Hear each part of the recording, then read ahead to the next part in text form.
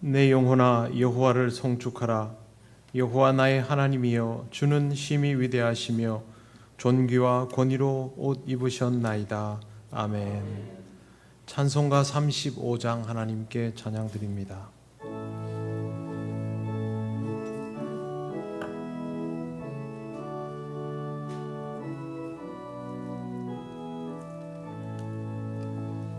큰 영화로신 주 이곳에 오셔서 이 모인 자들로 주 백성 삼으사 그 중에 항상 계시고 그 중에 항상 계시고 큰 영광 나타내소서. 이 백성 기도와 또 예물 드림이 향내와 같으니 곧 받으옵소서. 주 예수 그 신복음을 주 예수 그 신복음을 만 백성 듣게 하소서. 또 우리 자손들 다 주를 기리고 저 성전 돌같이 기나게 하소서. 주 구원하신 능력을 주 구원하신 능력을 늘 끝날까지 주소서. 주 믿는 만민이 참 진리 지키며 예 성도들 같이 주 찬송하다가 저 천국 보좌 앞에서 저 천국 보좌 앞에서 늘 찬송하게 하소서.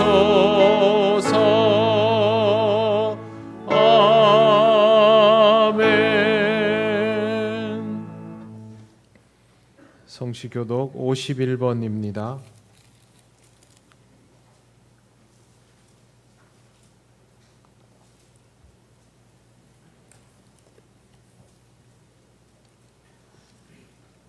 여호와께 감사하라. 그는 선하시며 그의 인자하심이 영원하미로다.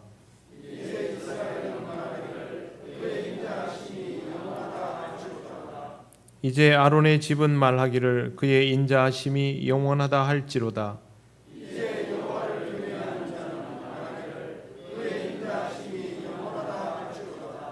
내가 고통 중에 여호와께 부르짖었더니 여호와께서 응답하시고 나를 넓은 곳에 세우셨도다.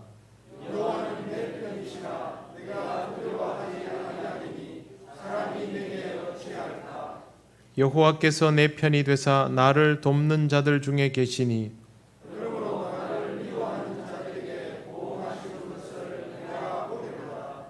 여호와께 피하는 것이 사람을 신뢰하는 것보다 나으며 여호와께 피하는 것이 고관들을 신뢰하는 것보다 낫도다.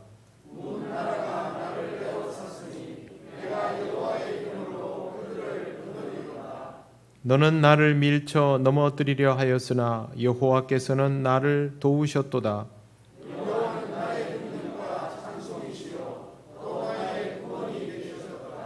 아멘. 나는 전능하신 아버지 하나님 천지의 창조주를 믿습니다. 나는 그의 유일하신 아들 우리 주 예수 그리스도를 믿습니다. 그는 성령으로 잉태되어 동정녀 마리아에게서 나시고 본디오 빌라도에게 고난을 받아 십자가에 못 박혀 죽으시고 장사된 지 사흘 만에 죽은 자 가운데서 다시 살아나셨으며 하늘에 오르시어 전능하신 아버지 하나님 우편에 앉아 계시다가 거기로부터 살아있는 자와 죽은 자를 심판하러 오십니다. 나는 성령을 믿으며 거룩한 공교회와 성도의 교제와 죄를 용서받는 것과 몸의 부활과 영생을 믿습니다. 아멘. 찬송가 255장 하나님께 찬양드립니다.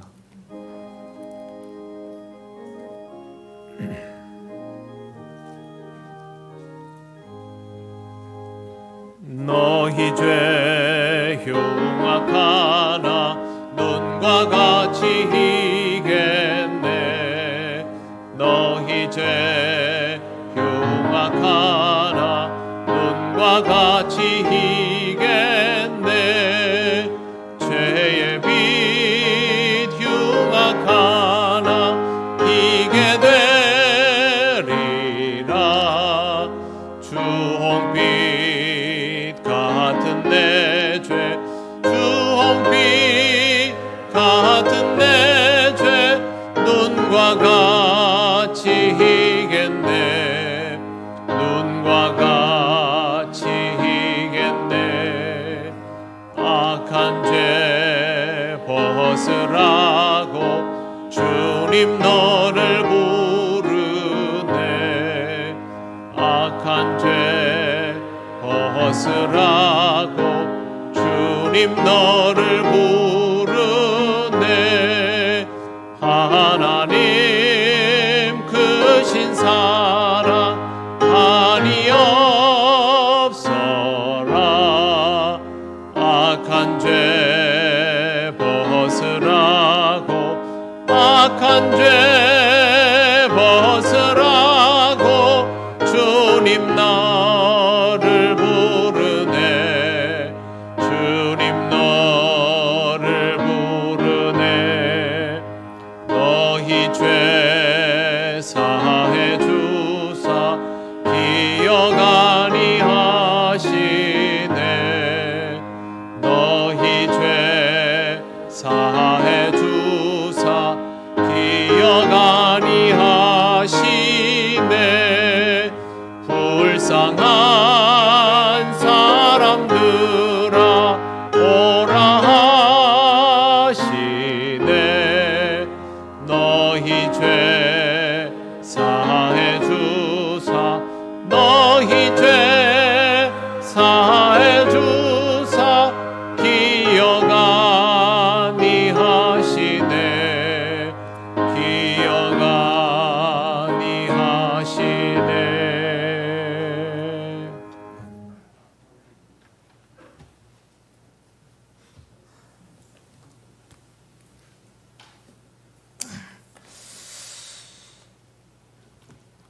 아름다운 계절과 수확의 절기를 주신 하나님, 하늘이 높아지고 오곡이 무르익어가는 이 즐거운 계절에 주님 앞에 나와 예배할 수 있게 하시니 감사합니다. 날이 갈수록 믿음에 대해가는 저희들 되게 하시옵고 영적인 열매까지 더욱 알차게 맺을 수 있는 저희들 되게 하여 주옵소서. 사랑의 하나님, 주님을 사랑한다고 입술로는 늘 말하면서도 오히려 세상과 저희 자신을 더욱 사랑했던 허물을 고백합니다. 주님마저도 저희의 이기적인 사랑의 도구를 만들려고 했던 저희들의 죄를 사하여 주시옵소서. 이제는 마음과 정성과 뜻을 다하여 주님을 더욱 사랑하게 하시옵소서. 자비로우신 하나님, 이 나라를 불쌍히 보시기를 원합니다. 지금 정치적으로, 경제적으로, 사회적으로 너무 어려울 때를 당하고 있습니다. 이 나라와 이 백성들을 긍휼히 여기사 하루속히 전국이 안정되고 사회가 안정될 수 있도록 도와주시옵소서. 이 나라가 이처럼 다시 어려움에 처하게 된 것도 아직도 교회가 바로 서지 못하고 사명을 망각한 까닭인 줄 압니다. 지금부터라도 교계 지도자들이 먼저 회개하여 하나 되게 하시고 저희 온 성도들이 눈물로 회개하고 자복하며 미서바 회개 운동과 같은 회개 운동이 방방 곳곳에서 일어나게 하시고 세상의 빛과 소금의 역할을 감당할 수 있는 성도, 또 침체된 이 사회를 밝은 길로 인도할 수 있는 교회들이 되게 하여 주옵소서. 용서의 하나님, 용서는 인간이 할 수 있는 가장 큰 사랑의 표현임을 깨닫습니다. 같은 민족을 용서하지 못하고 어떻게 사상과 이념이 다른 북한과 통일을 이룰 수 있으며 여러 가지 대북 정책이 무슨 성과를 거둘 수 있겠습니까? 사랑을 모르는 정치인들, 용서를 모르는 정치인들, 주님께서 70번씩 7번이라도 용서하라는 주님의 용서의 가르침을 배우게 하시고 그런 마음으로 또다시 시련에 허덕이는 국민의 마음을 달래주고 위로해 줄 수 있는 정부와 정치인들이 되게 하옵소서. 교회도 가정도 서로 용서하는 미덕이 필요한 때인 줄 압니다. 용서의 대상을 한정하지 않게 하시고 무조건적이고 무제한적인 용서를 베푸는 저희들 되게 하여 주옵소서. 이제는 온 국민이 용서와 회개와 사랑의 삶을 실천할 수 있도록 도와주시옵소서.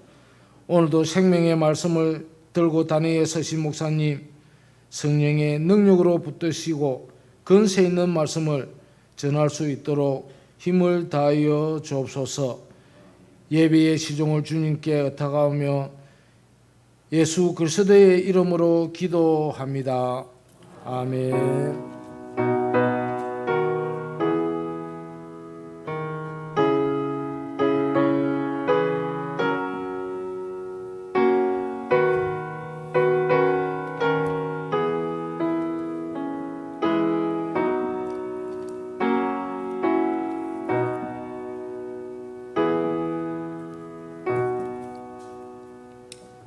하나님 말씀 마태복음 11장 25절에서 30절입니다.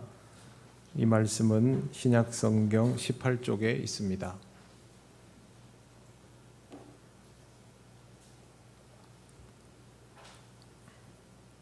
마태복음 11장 25절에서 30절을 봉독합니다. 그때 예수께서 대답하여 이르시되 천지의 주제이신 아버지여 이것을 지혜롭고 슬기 있는 자들에게는 숨기시고 어린 아이들에게는 나타내심을 감사하나이다. 옳소이다. 이렇게 된 것이 아버지의 뜻이니이다. 내 아버지께서 모든 것을 내게 주셨으니 아버지 외에는 아들을 아는 자가 없고 아들과 또 아들의 소원대로 계시를 받는 자 외에는 아버지를 아는 자가 없느니라. 수고하고 무거운 짐진 자들아 다 내게로 오라. 내가 너희를 쉬게 하리라. 나는 마음이 온유하고 겸손하니 나의 멍에를 메고 내게 배우라. 그리하면 너희 마음이 쉼을 얻으리니 이는 내 멍에는 쉽고 내 짐은 가벼움이라 하시니라. 아멘. 기도드리겠습니다. 하나님 감사합니다. 오늘도 귀한 말씀을 주심에 부족한 종이 이 말씀을 전합니다.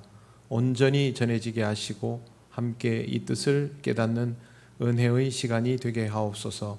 예수님 이름으로 기도드립니다. 아멘. 성경에는 읽기만 해도 위로가 되는 구절들이 있습니다. 여호와는 나의 목자시니 내가 부족함이 없으리로다. 우리가 대표적으로 위로받는 구절입니다. 오늘 읽은 말씀에도 이런 구절이 있습니다. 수고하고 무거운 짐진 자들아 다 내게로 오라. 내가 너희를 쉬게 하리라. 성경을 많이 읽지 않는 사람도 이 구절 정도는 알고 있고 또 이 구절로 많은 위안을 얻습니다. 이유는 우리 인생에 수고하고 무거운 짐이 있다는 것을 느끼기 때문입니다. 달팽이를 보면 자기 집을 짊어지고 살아갑니다. 거북이도 평생 무거운 등짝을 이고 다닙니다. 이 둘은 모두 다 느립니다. 안 그래도 느린데 뭐 하려고 저걸 짊어지고 다니냐 싶은 생각이 듭니다만, 알고 보면 동물들 중에 우리를 제일 많이 닮은 것이 바로 달팽이나 거북이입니다. 짐이 무거운 것을 알면서도 그 짐이 나를 보호해 줄 것이라고 생각하기에 내려놓을 수 없는 것이 바로 우리 인생입니다. 그래도 이런 성경 구절을 읽고 나면 마음의 위로가 좀 됩니다. 아, 내가 짐을 내려놓으면 되겠구나 라고 생각합니다. 그런데 본문이 정말로 그런 의미일까요? 예수께서 이 말씀을 하신 데는 목적이 있습니다. 25절을 먼저 보십시오. 그때 예수께서 대답하여 이르시되 천지의 주제이신 아버지여, 이것을 지혜롭고 슬기 있는 자들에게는 숨기시고 어린 아이들에게는 나타내심을 감사하나이다 라고 되어 있습니다. 여기에서 이것을 지혜롭고 슬기 있는 자들에게는 이렇게 나오는데, 이것은 천국에 관한 가르침을 뜻합니다. 천국에 관한 말씀을 순전한 마음을 가진 사람들에게는 드러내어 주셨고, 지혜롭고 슬기로운 자들에게는 감추어 주셨으니 이게 감사하다는 뜻입니다. 세상의 이치는 지혜롭고 슬기로운 자들이 먼저 알아차리고 그것을 유용하게 사용하고, 어린아이와 같은 순전한 사람들은 알아차리지를 못하는 방식으로 이루어져 있습니다. 요즘 정치인들이 미디어 활동을 굉장히 많이 하지요. 연예인들보다 더 많이 하는 것이 정치인들입니다. 수많은 사람들이 거기에 일희일비하고 열광합니다. 그러나 수많은 그 사람들은 정치 공학을 모릅니다. 그러니 정치인들이 의도하는 대로 반응할 뿐 거기에 무슨 실체가 들어있는지는 대부분 모르지요. 정치 공학을 아는 사람들은 정치인들이 미디어를 활용하는 것에 잘 현혹되지 않습니다. 물가에 대한 염려가 많고 주식시장의 흐름이 실물 경제를 사실상 지배하는 구조가 된 지 오래되어도 보통 사람들은 이런 거 모릅니다. 그냥 물가가 오르내리면 겁을 냈다 말았다 하고 집값이 오르내리면 겁을 냈다 말았다 하지, 도대체 무슨 이유로 이렇게 물가가 올라가고 집값이 요동을 치는지, 왜 갑자기 기름값이 올라가는지 그런 거 잘 모릅니다. 모른다는 말은 대처도 되지 않는다라는 뜻입니다. 세상은 이처럼 전문가들이 우세한 판도입니다. 지혜로운 전문가들, 좋게 말하면 그렇고 영리한 이 사람들은 실질적으로 자신들에게 필요한 것을 먼저 취해버리기 때문에 순전한 사람들은 늘 나중의 것들을 취하고 당하기가 일쑤입니다. 그런데 천국은 다릅니다. 이렇게 머리 쓰고 분석하고 계산한다고 해서 빨리 알아차려지는 것이 아니라 오히려 그렇지 않을 때에 알아차릴 수 있는 것이 하나님 나라입니다. 하나님 나라를 경험하는 데 필요한 것은 하나님을 향한 순전한 믿음입니다.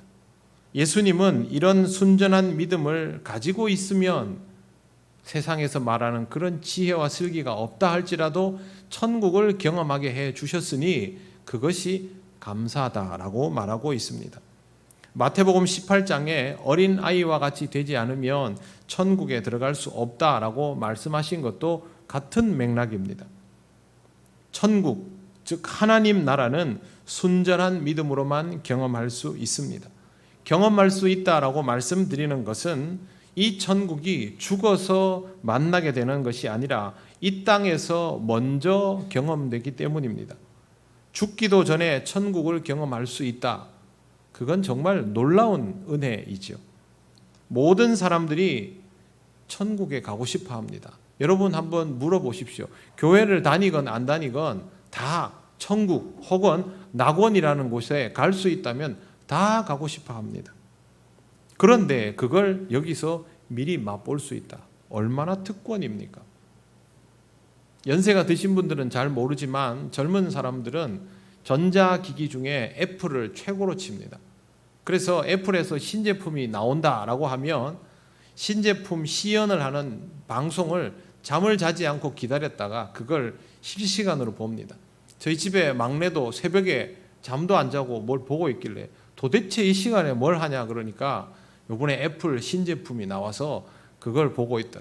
너 지금 그거를 살 수 있는 것도 아니고 쓸 수 있는 것도 아닌데 뭐하러 보느냐. 그래도 이걸 봐야 된다는 거죠.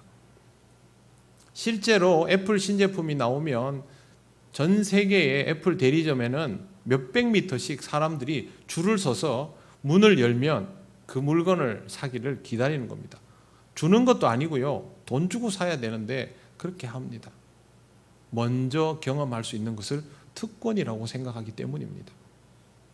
하나님은 하나님을 순전하게 믿는 자에게 하나님 나라를 먼저 경험할 수 있는 특권을 주셨습니다. 우리가 뭘 경험할 수 있을까?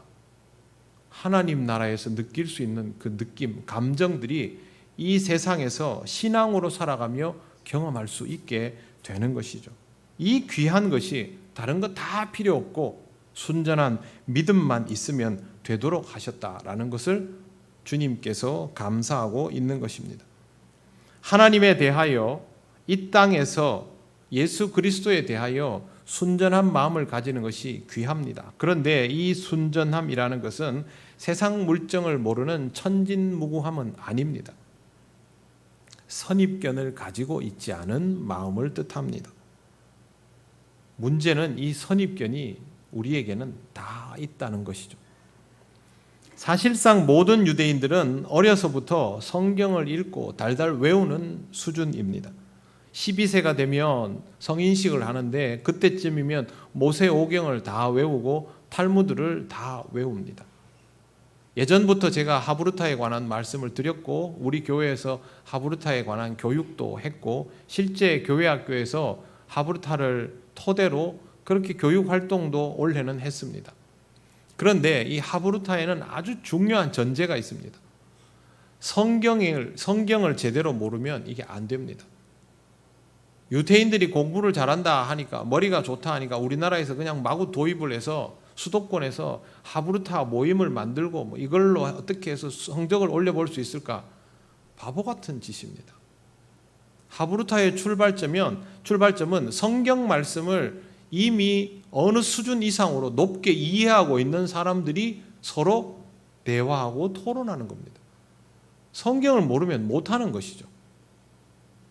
그런데 우리는 그걸 성경을 빼놓고 하겠다는 것이고 교회에서 성경에 대한 이해가 깊어지면 교인들 사이에 자연스럽게 신앙적인 이야기들이 주고받아지고 토론도 가능합니다. 그러나 이런 것들이 잘 안 되지요. 왜? 성경 이해가 그만큼 부족하기 때문에 그렇습니다. 유대 사회는 모두 다 성경에 대한 지식을 마치 전자사전을 하나 들고 다니는 것처럼 그렇게 가지고 있다고 보아야 합니다. 우리처럼 교회를 몇십 년 다녀도 성경 구절을 이해하는 것이 몇 개 안 되는 그런 형태와는 완전히 다릅니다. 그들은 공동의 정보를 가지고 있고 그것을 가지고 기반을 만들어 왔고 거기에 관습도 있고 개념도 있고 모든 것들이 그 위에 구축되어 있습니다. 그러면 그들 나름의 선입견이 있죠. 우리는 이것을 율법에서부터 비롯된 선입견이라고 알고 있습니다. 이 선입견으로 비추어 보면 갈릴리 나사렛 출신의 목수 예수는 하나님의 아들일 수가 없는 것이죠. 있을 수 없는 일이죠. 성경을 많이 읽었으면 읽을수록 유대의 전통에 익숙하면 익숙할수록 예수가 그리스도라는 사실은 안 받아들여지는 것입니다. 이것은 그들에게 매우 무서운 선입견이 되어 있었습니다. 문제는 천국의 권한이 온전히 이 땅에 오신 아들에게 이양되었다는 것이죠. 천국은 하나님 아버지께서 전권을 이양하신 아들 예수 그리스도를 통하여만 드러나게 됩니다. 27절을 한번 보십시오. 내 아버지께서 모든 것을 내게 주셨으니 아버지 외에는 아들을 아는 자가 없고 아들과 또 아들의 소원대로 계시를 받는 자 외에는 아버지를 아는 자가 없느니라.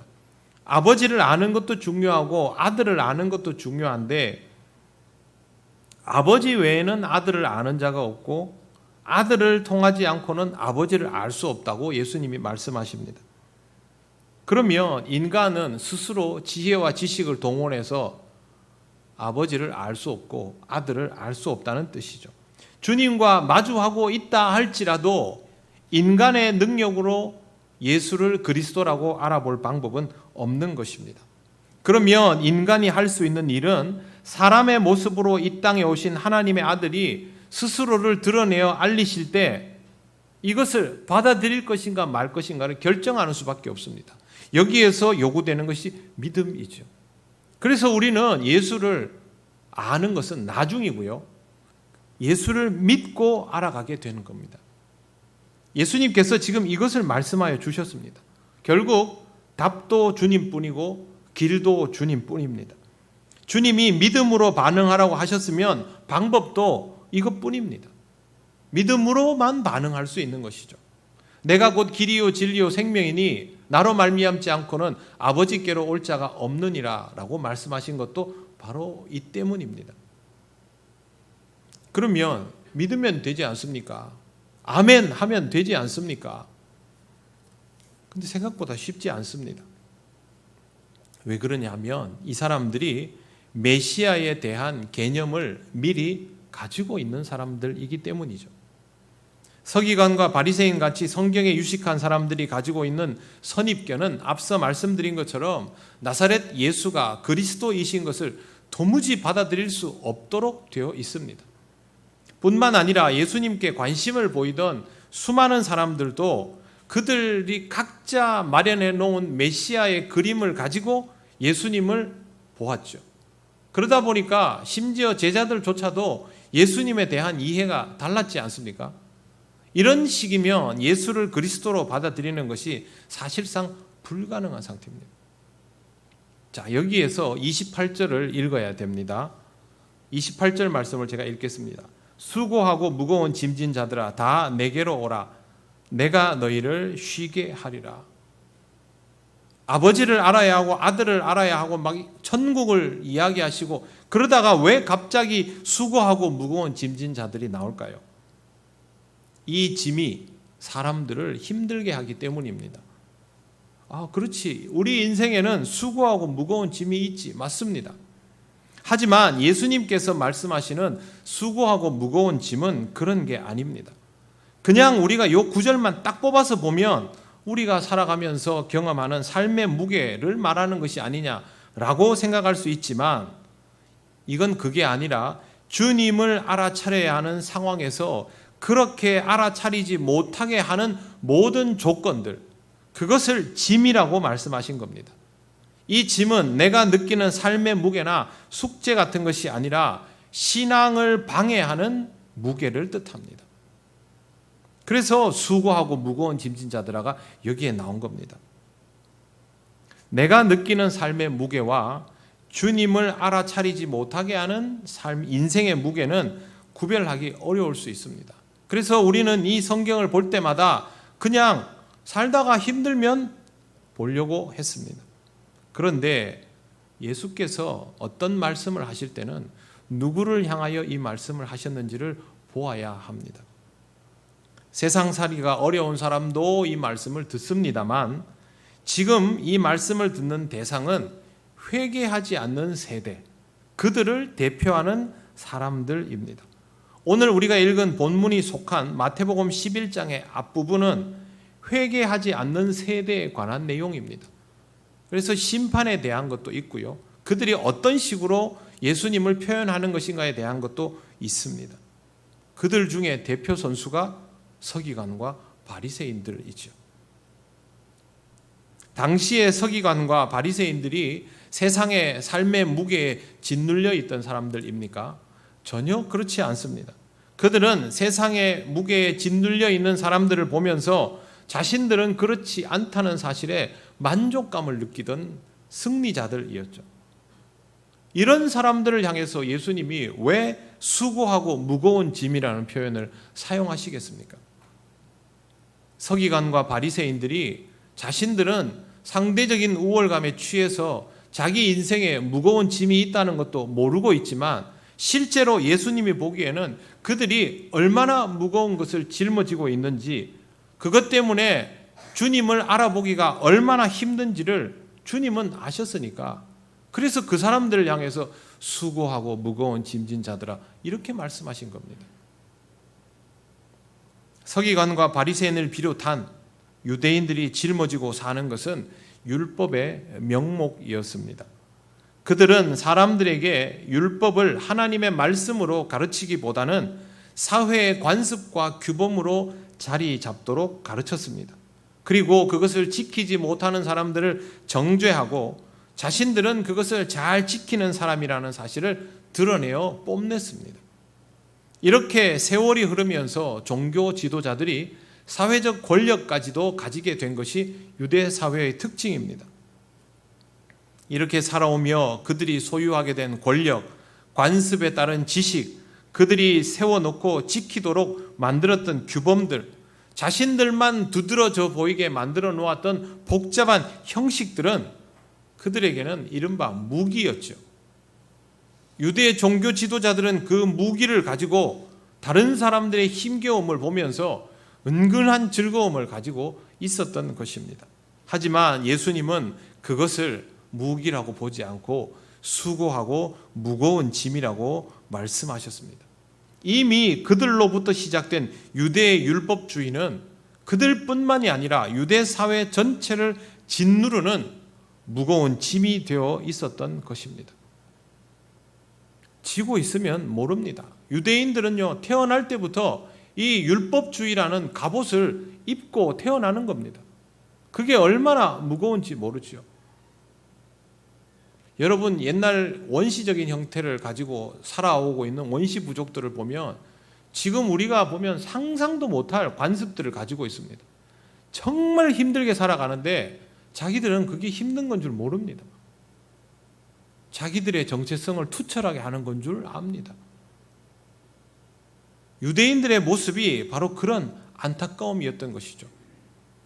중세 유럽에서 전쟁할 때 모습 영화나 드라마로 보셨지요. 중세 기사들 갑옷이 어떻습니까? 쇳덩어리입니다. 쇳덩어리. 걸음도 옮기기 힘든 쇳덩어리.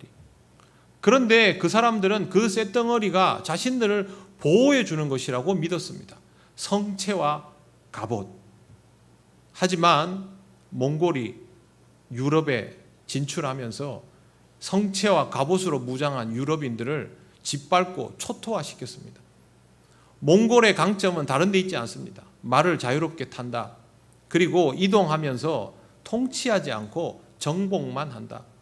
가지고 있는 갑옷은 굉장히 가벼웠습니다. 활동하기 아주 편한 옷으로.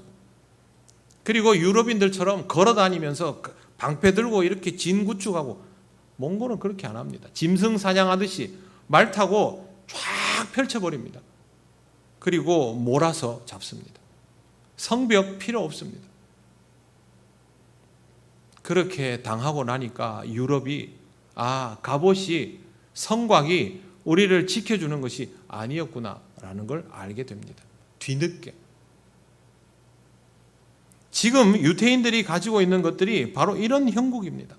자신들이 짊어지고 있으면서도 그게 무거운 것조차도 모르고 있는 것이죠. 주님은 이런 상태에서는 하나님의 아들 예수 그리스도를 알아볼 수가 없으니 알아보게 해 주려고 안타까운 마음으로 말씀하신 것입니다. 수고하고 무거운 짐진 자들아 다 내게로 오라. 여러분, 이 말씀의 의미를 잘 이해하시기를 바랍니다. 세상적인 삶의 무게가 아니라 주님께 나아오는 것을 방해하는 모든 무게를 뜻합니다. 유대인들을 짓누르는 율법의 무게, 가난한 자들을 짓누르는 경제적인 어려움, 그리고 질병, 마음의 상처, 모든 것이 가능합니다. 부정적인 것만 있는 거 아닙니다. 우리가 긍정적이라고 생각하는 것들도 삶의 무게일 수 있습니다. 신앙생활을 하지 못하게 하는 사회적인 지위나 체면도 삶의 무게입니다. 정치를 하기 위해서 신앙생활 열심히 하던 사람이 자기의 신앙생활에 재갈을 물리는 모습을 저는 여러 번 보았습니다. 그 사람이 그렇게 하는 이유는 자신의 정치 생활에 신앙이 무게요, 부담으로 작용한다고 생각해서 그렇게 하겠죠. 그러나 실제로는 어떻습니까? 신앙생활에 정치 활동이 무게와 부담이 되어버리고 있지 않습니까? 뭐가 중요한지를 모르니까 정반대의 결정을 이렇게 내려버리는 겁니다. 그러면 바리새인과 다를 바 없어집니다. 출세하고 성공하면 바빠져서 신앙생활 제대로 못하는 경우도 많습니다. 이것도 역시 출세와 성공이 수고하고 무거운 짐입니다. 자기 자신은 그것을 지키려 하지만 그것 때문에 신앙생활이 제대로 안 되면 결국 그 수고하고 무거운 짐 때문에 주님 앞으로 나아가지를 못하는 것입니다. 내가 짊어지기 싫어하는 것, 부담스러워하는 것만을 수고하고 무거운 짐이라고 판단하는 것은 굉장히 위험합니다. 이렇게 하면 어렵고 힘들 때만 주의 음성을 들으려고 하지 내 마음대로 할 수 있을 때는 주의 음성을 들으려 하지를 않습니다. 항상 문제는요, 우리가 괜찮다 싶을 때 생깁니다. 내가 원하는 것들도 당연히 수고하고 무거운 짐이 될 수 있습니다. 기준은 내가 아니라 주님과의 만남이 기준입니다. 내 삶은 욕망에 찌들어 무너져 가고 있는데 거기에서 헤어나오지 못한다면 그 또한 수고하고 무거운 짐입니다.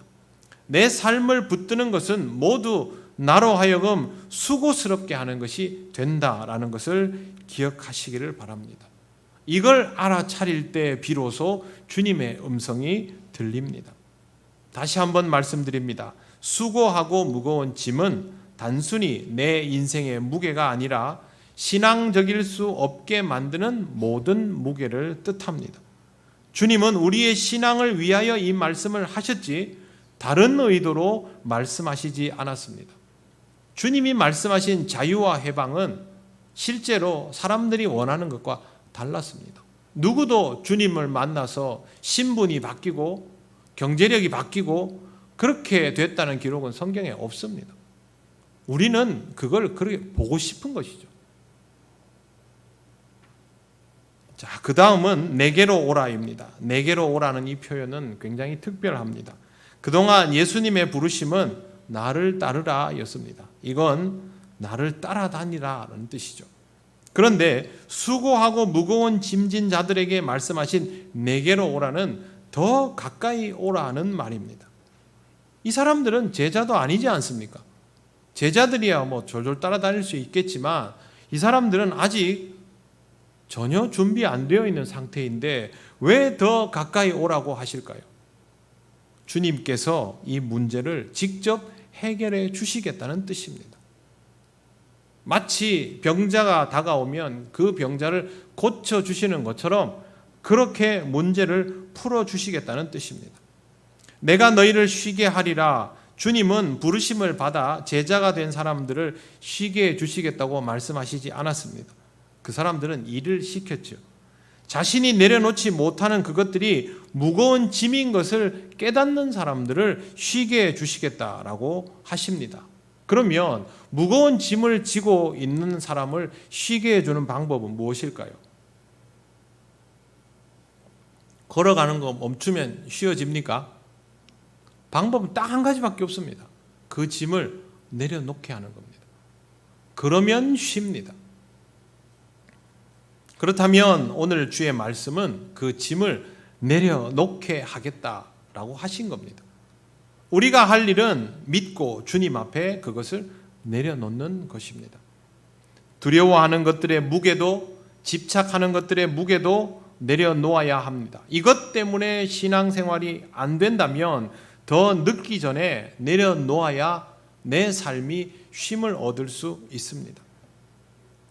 무언가를 소유하는 경우를 사람들은 참 좋아하지요. 그런데 무언가를 소유하고도 평안하지 않으면 그건 소유한 것이 아니라 짊어진 것입니다. 돈을 많이 가졌는데 평안하지 않으면 돈을 소유한 것이 아니라 돈을 짊어진 것입니다. 무게를 느끼기에 결코 평안할 수 없는 것입니다. 이것들은 내려놓아야 합니다.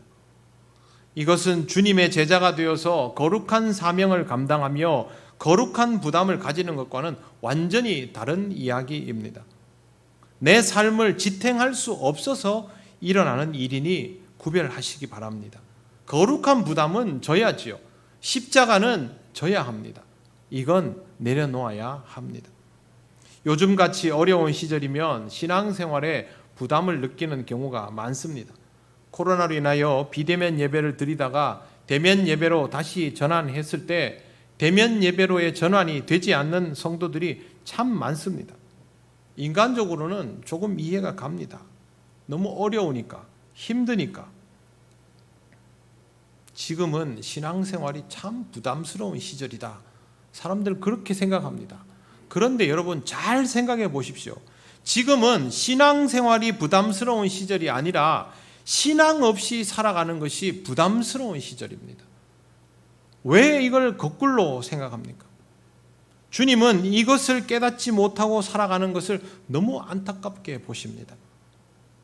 하나님을 믿는 사람은 신앙이 기반이 되고 그 위에 다른 것들이 하나하나 쌓아져야 하는데 세상의 것들을 먼저 다 배치해 놓고 나니까 신앙적인 것들을 그 위에 놓으니까 번거롭고 불편하게 여겨지는 것입니다.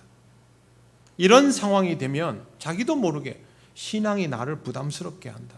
신앙은 나의 수고스럽고 무거운 짐이다. 그렇게 되는 겁니다. 절대 그렇게 생각하면 안 됩니다. 이런 생각을 하기 시작하면 여러분은 어떻게든 예배드릴 시간을 줄이려 할 것이고 기도의 시간도 줄이려 할 것이고 말씀 읽는 시간도 줄이려 할 것입니다.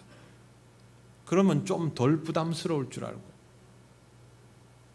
그럴수록 신앙은 약해지고 내면의 내구력도 떨어집니다. 사람이 나이가 들면 하게 되는 행동이 있습니다. 몸이 예전보다 가볍지 않으니까 활동을 줄입니다. 잠이 잘 안 오니까 잠도 줄입니다. 그 다음 뭐 줄인지 아십니까? 물을 안 마십니다. 병원에 가서 의사 선생님한테 한번 물어보십시오. 뭐 하라 그러는지. 활동을 꾸준히 하시고 잠을 충분히 자고 수분 섭취를 꼭 하십시오. 안 합니다. 그러면서 몸이 자꾸 약해진다. 몸이 자꾸 약해진다. 신앙생활도 똑같습니다. 신앙적으로 강건해질 수 있는 것들을 점점 하지 않으면서 신앙이 약해진다. 신앙이 약해진다. 그럴 수밖에 없죠. 내 스스로 그런 기회들을 자꾸 줄여 놓아가는데 그렇다고 내 삶의 무게가 가벼워집니까? 가벼워지지 않거든요. 점점 더 무거워집니다. 그래서 주님은 내려놓으라고 하는 겁니다. 내려놓으라고 하면 내려놓아야지 점점 우리를 짓누르게 만들어 버립니다. 사랑하는 성도 여러분, 삶의 무게가 무겁게 느껴지시면 다 내게로 오라 하신 주의 말씀을 듣고 주님께로 가까이 가시기를 바랍니다. 그리고 무거운 것은 내려놓으십시오.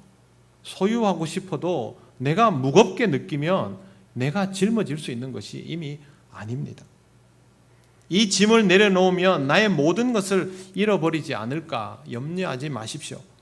그것이 시험에 드는 것이고 믿음이 흔들리는 일입니다.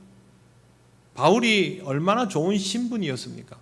그걸 다 내려놓고 나서 바울의 인생은 망쳐졌습니까? 전혀 그렇지 않습니다. 오히려 반대입니다. 서울대에서 역사를 전공하고 대학원까지 역사학을 공부한 한 사람이 하버드대에 가서 중동 지역학과 역사학을 공부했습니다. 석사를 하고 박사까지 받았습니다.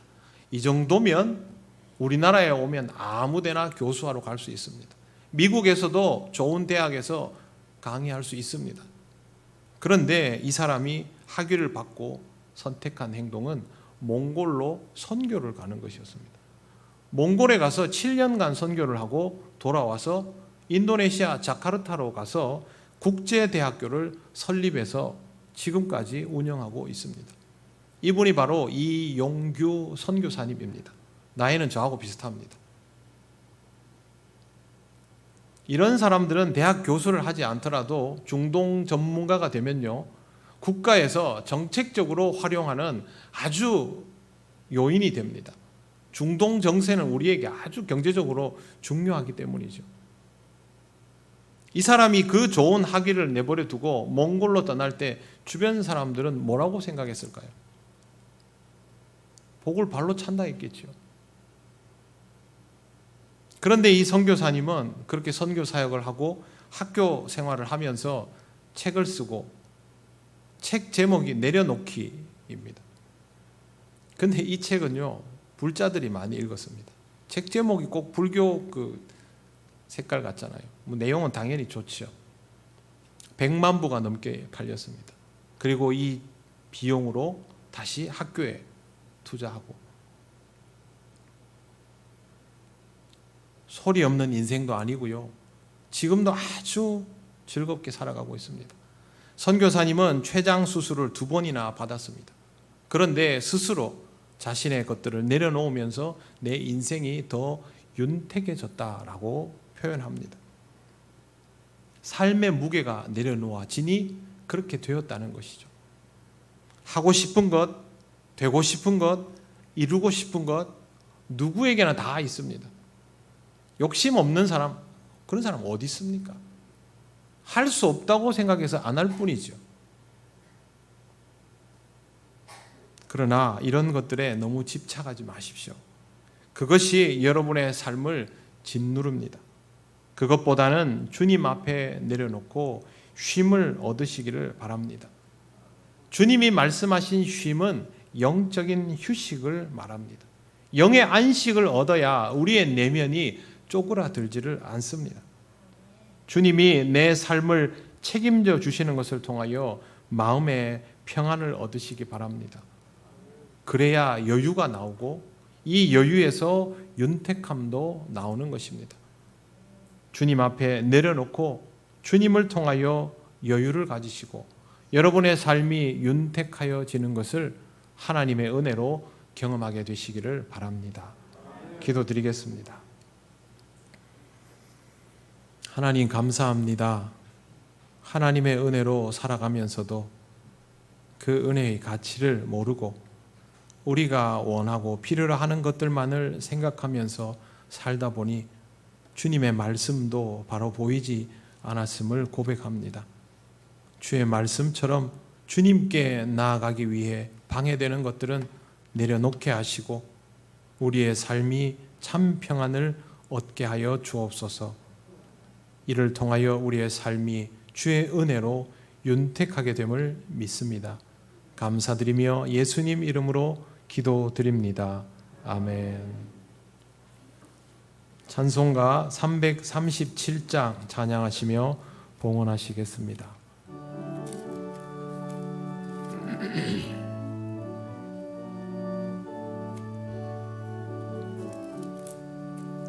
내 모든 시험 무거운 짐을 주 예수 앞에 아뢰이면 근심에 쌓인 날 돌아보사 내 근심 모두 맡으시네.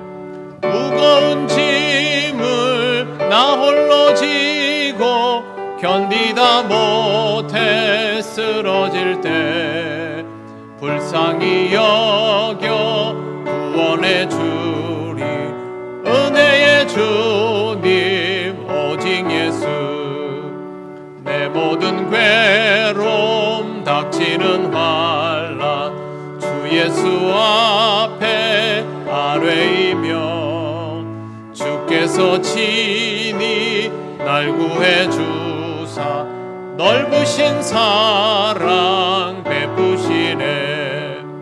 무거운 짐을 나 홀로 지고 견디다 못해 쓰러질 때 불쌍히 여겨 구원해 주리 은혜의 주님 오직 예수. 내 짐이 점점 무거워질 때 주 예수 앞에 아뢰이면 주께서 친히 날 구해 주사 내 대신 짐을 져주시네. 무거운 짐을 나 홀로 지고 견디다 못해 쓰러질 때 불쌍히 여겨 구원해 주리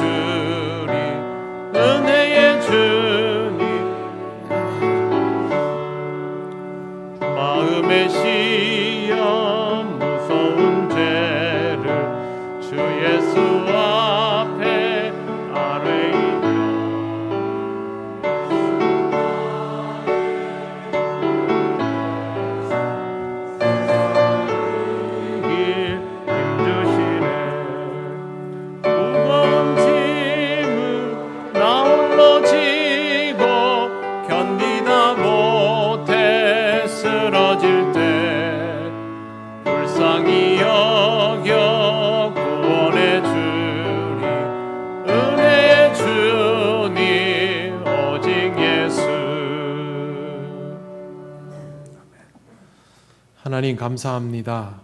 하나님의 은혜로 또 한 주간을 살고 이 시간 또 하나님 앞에 예배 드릴 수 있는 권세를 주심을 감사합니다. 하나님 앞에 기쁜 마음으로 예물을 드립니다. 하나님 앞에 언제나 이렇게 기쁨으로 나오며 봉헌할 수 있는 신앙이 되도록 인도하여 주옵소서. 이 시대에 어려움으로 인하여 힘들어하지 않게 하시고 하나님 주신 그 은혜를 통하여 승리하는 삶이 되게 하옵소서. 예수님 이름으로 기도드립니다. 아멘.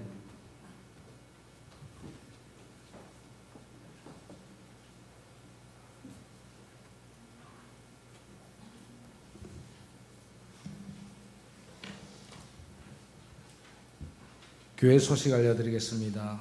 예배에 오신 모든 분들 환영합니다. 처음 오신 분은 새가족부의 안내를 받으시기 바랍니다.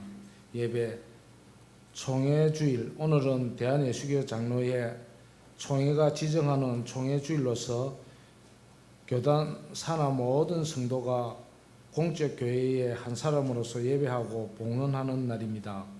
모임, 재직회 2부 예배 후에 본당에서 있습니다. 교육부 회의 다음 주일 2부 예배 후에 제1교육관에서 있습니다. 안내 세례 대상자 신청 10월 2일 만국 성례주일에 실시될 세례 대상자 신청을 받습니다. 마감은 다음 주일 11일까지입니다. 두 번째, 추석 감사 예배 순서지가 필링대에 준비되어 있습니다. 필요하신 분은 가져가시기 바랍니다. 세 번째, 장화금금 송미연 집사님께서 이렇게 커피와 또 참기름, 김들을 이렇게 팔아서 장학금을 이렇게 헌금합니다. 정말 귀한 일을 하십니다. 네, 감사합니다. 네 번째, 고3 졸업생들을 위하여 기도해 주시기 바랍니다. 졸업생들을 위해서 기도가 아니고 앞으로 고3들이니까 무슨 시험입니까?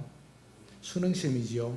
예, 수능시험을 대비해서 우리 성도님들이 이렇게 기도 많이 해주시면 감사하겠습니다. 올해는 우리 5명입니다.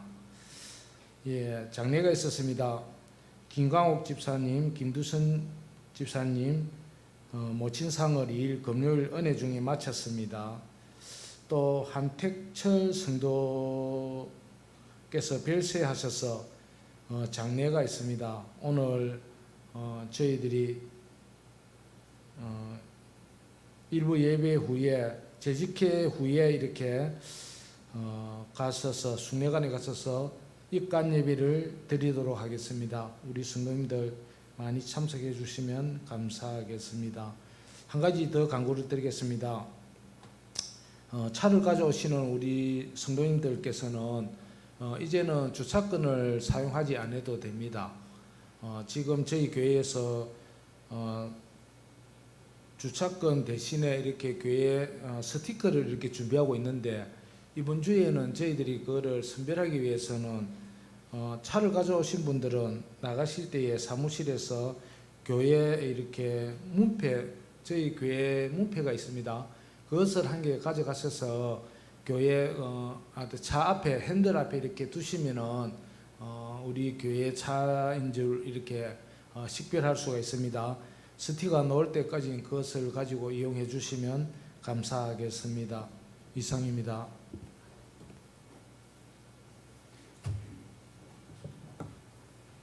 네, 그 교회 교패를 몇 년 전에 새로 만들었는데요.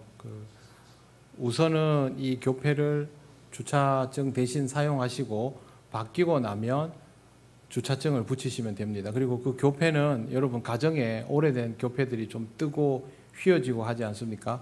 교체하시면 되고 교패는 가정당 하나씩 그렇게 챙겨 가실 수가 있으니까 사무실에서 받아가시고 중복으로 가지고 가시지 않도록 그렇게 해주시기를 바랍니다.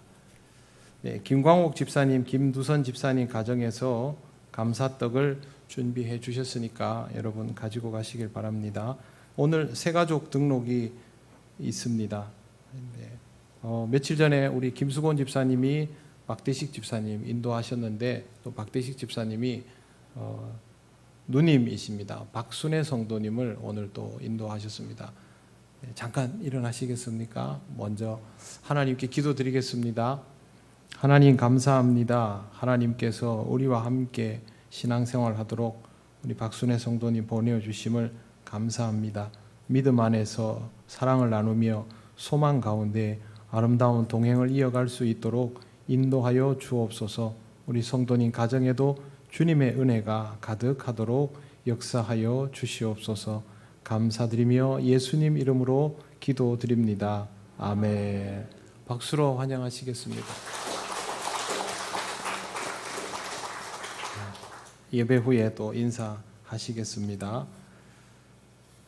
이제 자리에서 일어나셔서 예배드린 교우들과 인사 나누시겠습니다.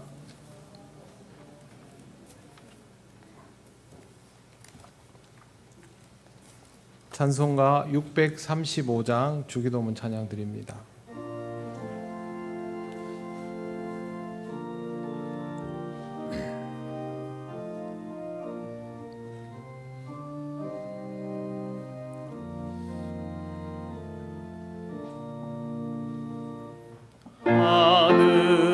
하늘에 계신 아버지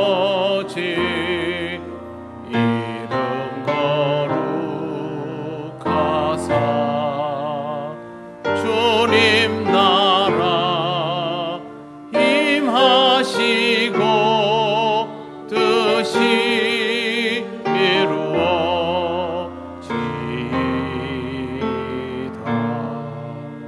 일용할 양식 주시고 우리들의 큰 죄 다 용서하옵시고 또 시험에 들게 마시고 악에서 구원하소서. 대개 주의 나라 주의 권세 주의 영광 영원히